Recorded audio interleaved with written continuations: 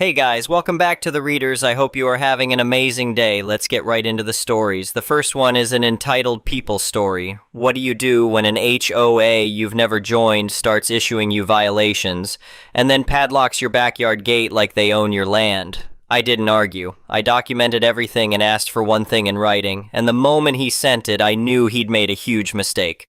But would he double down?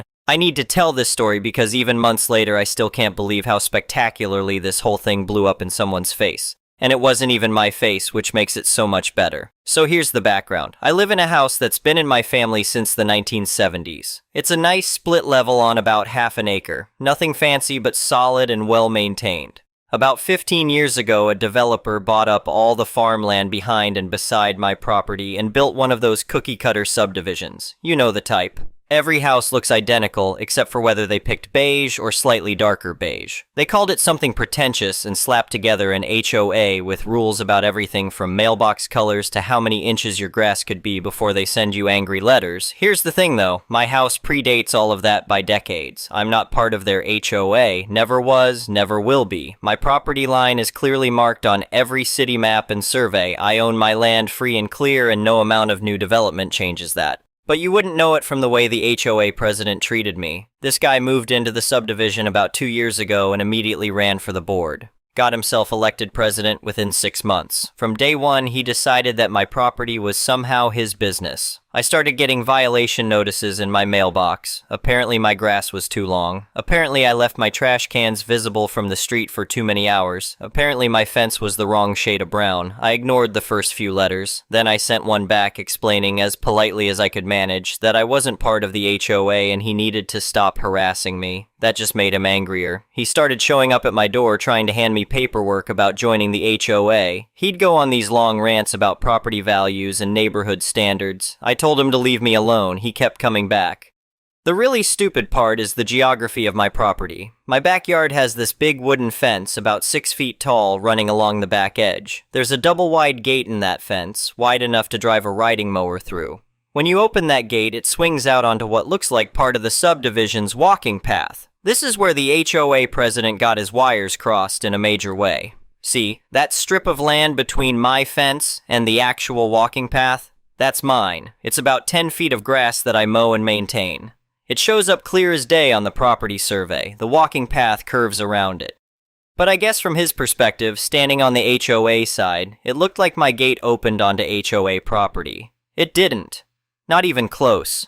I should have known he'd do something stupid eventually. I just didn't think it would be this stupid. It was a Saturday morning in late April. Beautiful day, probably 70 degrees, sunny, perfect weather for yard work. I had a whole list of stuff to do. The lawn needed mowing, the garden beds needed weeding, and I needed to haul some old lumber from the garage out to the curb for bulk trash pickup. I went to the back gate to swing it open so I could pull the riding mower out. That's when I saw it. A padlock. Not just any padlock either. This was one of those heavy-duty commercial locks, the kind you'd use on a storage unit. It was looped through the gate latch, holding both sides of the double gate firmly shut, and taped to the wood, right at eye level, was a laminated notice. I ripped the notice off and read it. The text was printed in this aggressive all-caps font. It said that the property belonged to the HOA, that access was restricted due to unpaid neighborhood dues, and that I needed to contact the board immediately to resolve my account. My first reaction was pure rage. I actually turned around and started walking toward the garage where I keep my bolt cutters. I was maybe 10 steps away when I stopped myself. Cutting the lock would feel great in the moment, but it would also destroy the evidence, and more importantly, it would let him off easy. See, what the HOA president had just done wasn't just annoying or petty, it was actually illegal. He'd trespassed on my property, installed a lock on my gate without permission, and was now trying to extort money from me to remove it. He'd basically handed me a gift-wrapped lawsuit. I smiled. I actually smiled standing there in my backyard staring at this stupid padlock. Then I pulled out my phone and started documenting everything. I took photos from every angle. The lock itself, close-up shots showing the brand and model, the laminated notice making sure the text was readable, the gate and fence showing clearly that it was on my property. I took wide shots showing the fence line and the strip of grass beyond it. Then I opened up the video camera and did a slow pan of the entire area, narrating what I was seeing and adding a timestamp. When I was done, I had about 50 photos and a 5-minute video. Then I called the non-emergency police line. The dispatcher asked what I needed. I explained that someone had trespassed on my property and installed a lock on my gate without permission. She asked if I knew who did it. I said I had a pretty good idea but wanted to file a report first before making any accusations. She said she'd send an officer out. The cop who showed up was probably in his late 40s, the kind of guy who'd seen everything twice and wasn't easily impressed. I showed him the lock and the notice. I explained about the HOA president and the months of harassment. I showed him my property survey, which I'd printed out years ago and kept in a folder in my office. He looked at the survey, then at the fence line, then back at the survey. Then he asked if I wanted him to go talk to the HOA president. I said not yet. I just wanted the report filed so there was an official record. He understood. He took photos of his own, wrote everything down, and gave me a case number. After he left, I sat down and thought about my next move. I could have just called the HOA president right then and demanded he remove the lock.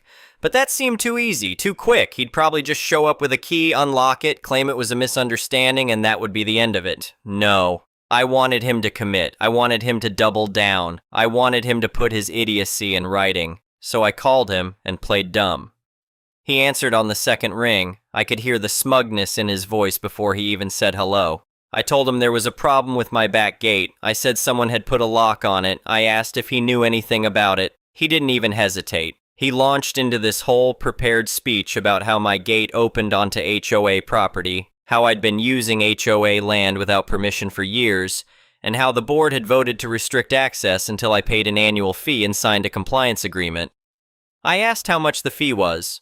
He said $500 per year, plus I'd need to join the HOA and start following all the rules. I asked what would happen if I didn't pay. He said the lock would stay exactly where it was, and if I cut it, they'd press charges for destruction of HOA property. I stayed quiet for a few seconds, pretending to think it over. Then I asked if he could send me all of that in writing, just so I could review it and think about my options. He said absolutely, he'd email it to me within the hour, and he did. He actually did. The email was even worse than the phone call. He laid out this whole insane legal theory about airspace and property access. He cited HOA bylaws that didn't apply to me. He included a payment schedule and a copy of the compliance agreement he wanted me to sign. At the bottom, he wrote that the lock would remain in place until he received payment in full and a signed agreement, and that any attempt to remove the lock would result in legal action against me. I forwarded that email to myself 3 times and saved copies in multiple places. Then I just sat back and waited. Over the next few days, he got bolder. Someone sent me screenshots from the neighborhood Facebook group. He'd made a post bragging about how he'd finally dealt with the freeloader who'd been taking advantage of HOA amenities without paying. He called me entitled. He said I'd been trespassing on HOA land for years and he'd put a stop to it. The comments were mixed. Some people agreed with him, saying everyone should pay their fair share. But a lot of people were confused. They asked if I was actually part of the HOA. He replied saying that anyone who benefits from the neighborhood should contribute, whether they're technically members or not. Meanwhile, the lock was actually causing me problems. I had a landscaping company scheduled to deliver a load of mulch. They were supposed to bring it around back through the gate. With the gate locked, they couldn't. I had to pay them an extra $100 to haul it through the side yard by hand, which took twice as long. I kept the receipt. I also had to hire someone to lift my riding mower over the fence because I couldn't get it out any other way. Another receipt, another $80. All of this went into a folder. Photos, receipts, emails, the police report number, everything. Then I pulled out my property survey and went to talk to a friend who happens to be a real estate attorney. I showed him everything. The survey, the photos, the emails, the Facebook posts, all of it. He read through the emails twice. Then he looked up at me and said this was one of the clearest cases of tortious interference he'd ever seen. He explained that what the HOA president had done wasn't just trespassing. It was intentional interference with my property rights. It was potentially extortion, since he was demanding money to remove an illegal lock. And the Facebook post could be considered defamation since he was publicly calling me a freeloader and a trespasser when I'd done nothing wrong. He asked what I wanted to do. I said I didn't want to sue them if I could avoid it. I just wanted the harassment to stop. He smiled and said he had an idea. We drafted 2 letters. Both were formal and legal sounding, but not quite lawsuit papers. The first was a cease and desist, demanding that the lock be removed immediately and that all harassment stop. The second was an invoice. The invoice was my favorite part. I charged them a property encroachment fee of $100 per day for every day the lock remained on my gate. The lawyer said that was actually reasonable given the circumstances. It had been 8 days since the lock went on, so that was $800 already. I also added the landscaping fee and the mower lifting fee. But here's where it got really smart. We didn't just send these letters to the HOA president. We sent copies to the HOA's registered legal counsel, whose name was on file with the county. And we sent a copy to the HOA's master insurance provider. The letter to the insurance company was polite but firm. It explained that the HOA board was engaging in illegal activity on non-HOA property, that this activity would likely result in a lawsuit, and that the insurance company should be aware that they might be on the hook for damages. My lawyer friend said insurance companies hate intentional illegal acts because they usually aren't covered, and the last thing they want is a board doing stupid stuff that creates liability. We sent everything certified mail with return receipt. Then we waited. The letters hit on a Tuesday. By Wednesday afternoon, my phone was ringing. It was a lawyer I'd never heard of, calling from a firm I didn't recognize. He very carefully introduced himself as newly retained counsel for the HOA. He said there had been a misunderstanding. He said the board had not been properly advised about the property lines. He asked if we could resolve this without further action. I told him my terms were simple: remove the lock immediately, pay my invoice in full, issue a written apology. And the HOA president needed to stop contacting me, stop posting about me, and stay off my property permanently. He said he'd get back to me. He called again 2 hours later and agreed to everything. But the best part came that night. I have a security camera mounted above my back door. It covers the whole backyard, including the gate. I installed it years ago after someone tried to break into my shed. The camera records on a loop and saves footage for 30 days. At 2:15 in the morning, the motion sensor triggered and started recording. I didn't check the footage until the next day, but when I did, I actually laughed out loud. There was the HOA president wearing pajama pants and a t-shirt creeping across my backyard with a flashlight. He looked around like he was afraid someone would see him. Then he pulled out a key, unlocked the padlock, and removed it. He stuffed the lock in his pocket and basically ran back the way he came. The whole thing took maybe 45 seconds. It was the most pathetic thing I'd ever seen. I saved that video in about 6 different places. Then I sent a copy to my lawyer friend who thought it was hilarious. He said it proved everything. The HOA president clearly knew he'd screwed up and was trying to undo the damage in the middle of the night. 3 days later, I got a check in the mail. It was from the HOA's law firm, drawn on the HOA's account. It covered my full invoice, plus the landscaping and mowing fees. There was also a letter signed by the HOA's lawyer, apologizing for the inconvenience and confirming that all harassment would cease immediately. I deposited the check. Then I did something I probably shouldn't have done, but I don't regret it. I sent the video of the midnight lock removal to my neighbor, the one who'd been sending me screenshots from the Facebook group. I didn't ask her to do anything with it. I just sent it to her with a laughing emoji. She posted it to the Facebook group. The neighborhood lost its mind. People were furious. They finally understood that I wasn't part of the HOA, that the HOA president had been harassing a non-member, and that his stupid stunt had almost cost them their insurance coverage. Several people said they'd gotten letters from the insurance company threatening to drop the neighborhood's policy because of potential liability issues. Someone called an emergency HOA meeting. I didn't go, obviously, but my neighbor filled me in later. Apparently it was a bloodbath. People demanded to know why the president had used HOA funds to harass someone who wasn't even a member. They wanted to know who gave him permission to install a lock on private property. They wanted to know how much the legal fees were going to cost. The president tried to defend himself. He claimed he was protecting property values. He said I was a bad neighbor who refused to follow basic standards. He said the lock was justified because I was using HOA land.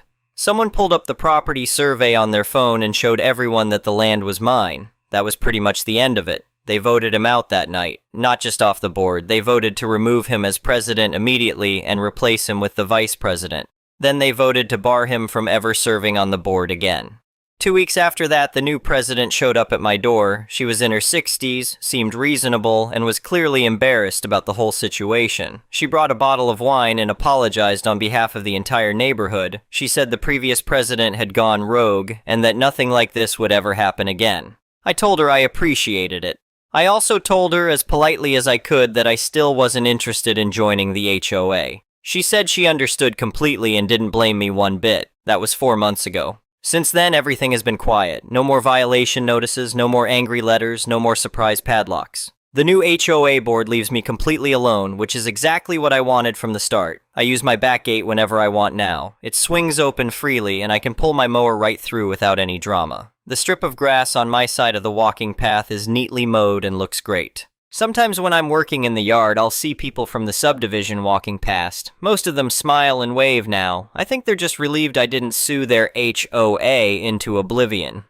And the old president? I heard through my neighbor that he and his wife ended up selling their house and moving about 6 weeks after he got kicked off the board. Apparently living in a neighborhood where everyone knows you as the guy who tried to extort your non-HOA neighbor and almost cost everyone their insurance wasn't super comfortable.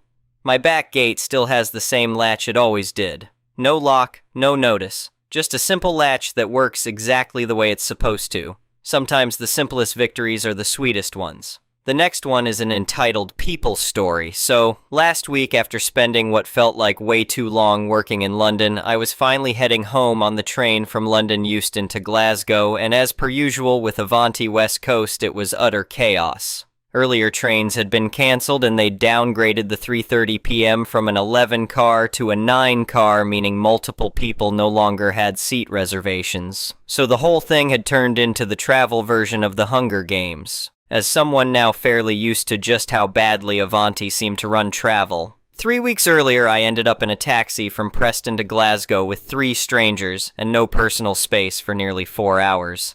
I had turned up super early, used special assistance to find out the platform, had headed to said platform before it was announced, and had stood outside carriage C, the large unreserved carriage, until the cleaning had finished. This all meant I was able to dump my luggage and grab a forward-facing window seat with a table before the place turned into musical chairs with luggage and passive-aggressive commuters. By the time others had started boarding and squeezing in, I was a bit squashed. But still a result, and I was not moving as I was in for the long haul back to Glasgow.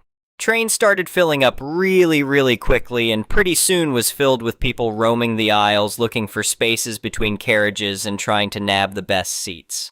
The way the table seats are set up is in front of them are 4 seats in a row, 2 by 2 backward facing. In one there was a woman in, I'd say, mid-60s who has piled up all her luggage on the seat next to her like a Bizzer fort. Then across the aisle there was a woman in her 20s stretched across both seats, eyes closed, with headphones in and covered with her jacket.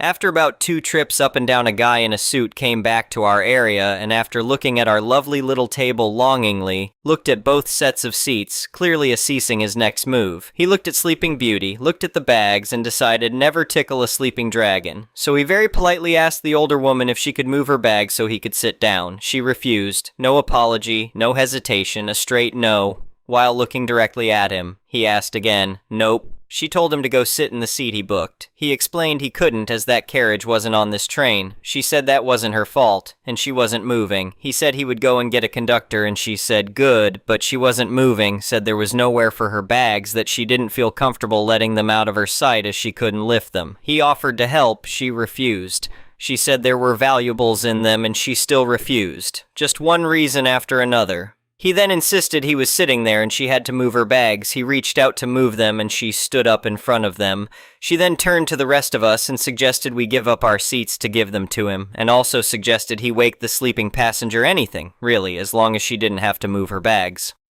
By this time, he had dug his heels in and was refusing to sit anywhere else, and she was just as steadfastly refusing to move her bags. Eventually, a conductor came along. Perk of being near the onboard shop, you actually see staff. Asked what was happening, and the man explained the train staff told her she had to move her bags, and when she refused again, he insisted she either move or deboard. She finally agreed at that, and then had the nerve to tell the guy she had refused to move them for her. I would like to say he refused, but he didn't, and he moved all her bags over to the luggage rack. He then came back and she had taken the aisle seat, so he then had to climb over her to take his seat. Finally, the poor guy sat down, put his headphones in, and ignored the huffing and muttering that followed for the rest of the time till she got off at Wigan, the best bit. A few minutes later, after it was all finally settled, I glanced over at the sleeping girl, wide awake. Hadn't been asleep at all, but now had plenty of room for the journey as this train gets emptier at each station. Different strategy entirely, same level of entitlement, but you have to at least respect the ingenuity and commitment. The next one is a malicious compliance story. I worked in a small-town convenience store in the Midwest many years ago. It was part of a chain based out of Ames, Iowa. One night as it was getting close to closing, a customer who had finished pumping gas came in to pay. He immediately started saying that he wasn't paying for the last gallon of gas because the pump hadn't shut off properly. I looked out and could see a small, maybe 4 to 5 diameter puddle of gas, maybe 4 Oz worth. I informed him of all the signs informing the users that they were responsible for what they pumped. He got asinine and asked me what I was going to do about it. He refused to pay the full amount. Without saying a word, I stepped out from behind the counter, walked around the pizza cook, the only other employee there, who watched this all happen, and headed for the payphone next to the door. Mr. Asinine asked me what I thought I was doing, and I informed him that I was calling 911 for attempted theft. He told me to get back to the register and he'd pay the full amount, which he did while calling me every name in the book. I didn't respond, which made him even madder. Once the transaction was complete, he pulled a little notebook and pen out of his pocket and gave me a really snide look as he told me, "I want you to give me the president's address, now." Cue malicious compliance. "Yes, sir," I told him. "It's 1600 Pennsylvania Avenue, Washington, D.C. I don't know the zip code offhand, sorry." He is so mad that he doesn't realize what I've given him. He's just scribbling it down as fast as he can. Once he finishes writing it down, he closes his little notepad, pockets it, and his pen, and tells me that I'll be hearing from the home office once they receive his letter. As he's walking out the door, I raise my voice and say, "Sir!" He stops, turns around, and growls back, "What?" I answer as sweetly as I can, "Have a nice night." I could see the vein on his forehead pop up before he turned and stormed across the lot to his car. The pizza cook, who has watched the whole thing, tells me, "Dude, you're cold." "Which part?" I ask him. "Telling him to have a nice night. That was cold." I had to explain to the cook what the address was that I gave Mr. Asinine. He had completely missed it. I've often wondered how far that guy made it before he realized what I had done. Still tickles me over 30 years later. The next one is an entitled parent story. Sorry for the dramatic title, but I genuinely don't know what to do. I'm 19 for the past year and a half-ish I've been trying to move out. No one in my family thinks I should move out, with the main person being my mother. Not to be an armchair psychologist, but I genuinely believe she either has OCD or some sort of psychosis. This is because for years she has believed in codes being attached to everything in our lives. If I want to go out on the 24th, it apparently means something, and I'm not allowed to go. Water bottles are turned a certain way. That's one code.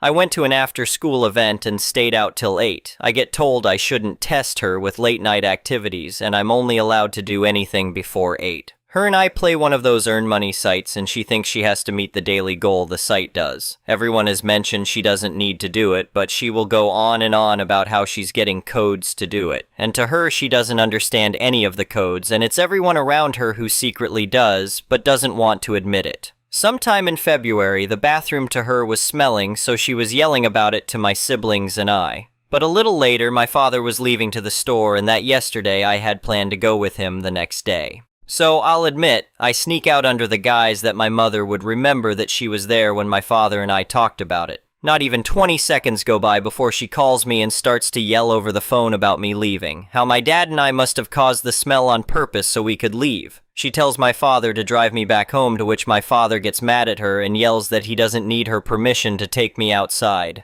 After we get back from the store, my mother calls me upstairs and starts her talking. I'm a nervous laugher, and she has gotten on me for this multiple times. Because of this, she calls my twin brother over and tells him to slap me if I don't stop laughing. My father hears this and comes up. He then threatens to beat my mother and brother if he goes through with it. I try to call my older brother, but it basically descales and we go about our ways. She also called me manipulated 2 days ago when she was talking to herself and she was going to apologize. But because when she was talking to me I was swaying around and crossing my arms, she said I'm always doing stuff to confuse her. I could share more examples, but I think we're good.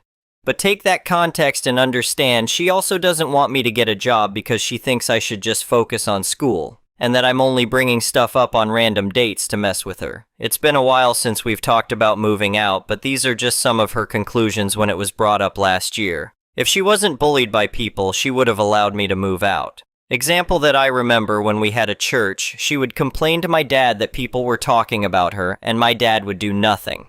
In first months of us auguring, she mentioned, the first thing they're going to take is my enemy's virginity, but that's not going to my portion. For those confused, this is a double speak to mean me but not directly wish it on me. She then later reworded it to I should bring it back. And we're not done because she's also mentioned a movie or show she watched where it was the evil lesbian affair, to be tropey if I kick. Overall, her point is, the world is not the same as it was, and she doesn't want me to move out away and struggle to support myself. And if she did, she would essentially be throwing me away.